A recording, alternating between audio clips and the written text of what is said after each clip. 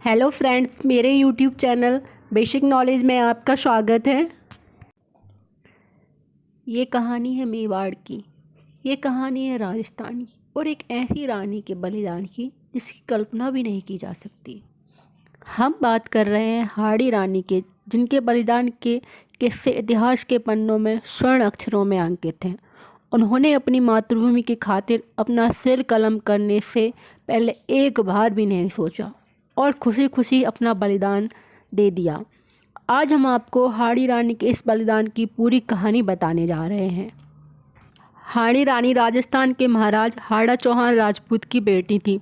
हाड़ी रानी का विवाह मेवाड़ के सलुम्बो ठिकाने के सरदार राव रतन सिंह चूड़ावत के साथ हुआ था।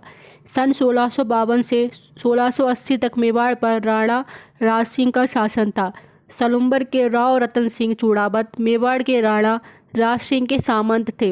राणा राज सिंह ने राव रतन सिंह को दिल्ली से औरंगजेब की सहायता के लिए आ रही सेना की टुकड़ी को रोकने के लिए फरमान भेजा, जबकि हाड़ी रानी के विवाह को महज 7 दिन ही हुए थे। हाथों की मेहंदी भी छूटी नहीं थी और युद्ध पर जाने का फरमान मिल गया। उन्हें थोड़ी हिचकिचाहट हुई, लेकिन राजपूतों की शान को देखते हुए उन्होंने युद्ध में जाने का निर्णय लिया। राव रतन सिंह युद्ध के लिए प्रस्थान तो कर गए, लेकिन उनका मन अभी भी अपनी पत्नी में था। वे पूरे रास्ते में अपनी धर्मपत्नी के बारे में ही सोचते रहे।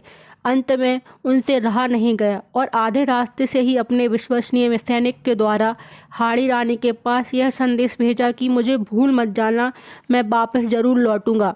रानी ने संदेशवाहक को आश्वस्त कर लौट आया। यह क्रम 3 दिन तक चला। तीसरे दिन रतन सिंह ने रानी के पास अपने सैनिक को पत्र के साथ भेजा। सरदार ने पत्र में लिखा, प्रिय, मैं यहाँ शत्रुओं से लोहा ले रहा हूँ। मैंने अंगद के समान पैर जमाकर मुगल सेना को रोक दिया है। बस मुझे आपकी याद आ रही है। पत्रवाहक द्वारा कोई अपनी प्रिय निशानी भेज देना, मैं उसे ही देखकर अपना मन हल्का कर लूँगा।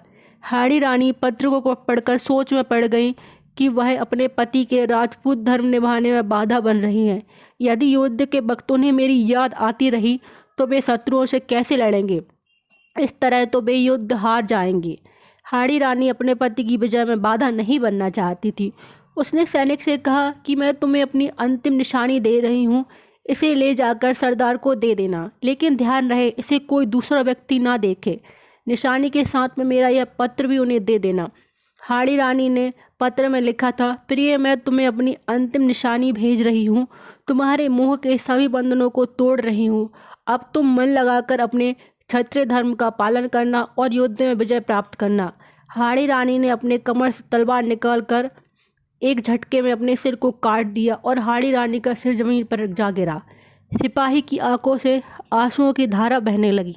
सैनिक ने हाड़ी रानी के वचन को पूरा करते हुए कटे सिर को स्वर्ण थाल में सजाया और सुहाग के चूनर से उसको ढक दिया।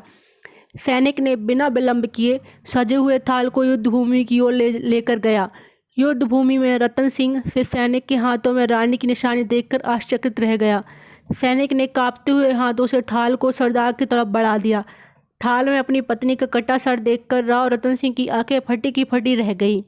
राव रतन सिंह की आंखों से आंसुओं की धारा बह रही थी और वह खुद को दोषी मान रहे थे।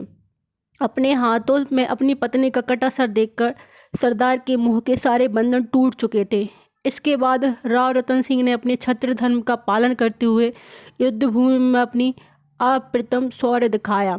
सरदार अपनी अंतिम श्वास तक युद्ध लड़ता रहा। सरदार ने औरंगजेब की सहायता के लिए आ रही मुगल सेना को पूरी तरह से खदेड़ दिया। इस जीत का श्रेय केवल सरदार के शौर्य या राजा की वीरता को नहीं, बल्कि हाड़ी रानी के बलिदान को भी जाता है। अगर वीडियो अच्छा लगा हो तो please like, share and subscribe ज़रूर करें। Thank you.